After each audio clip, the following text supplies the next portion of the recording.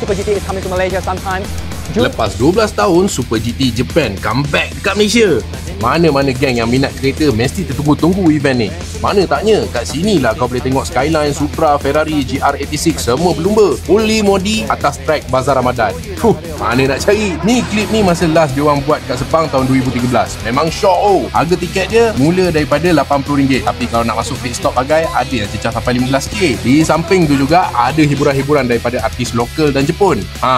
Ni pemenang untuk tahun 2013 tu. Yang ni dapat tempat kedua, tapi pemenang terbesar event ni adalah abang ni.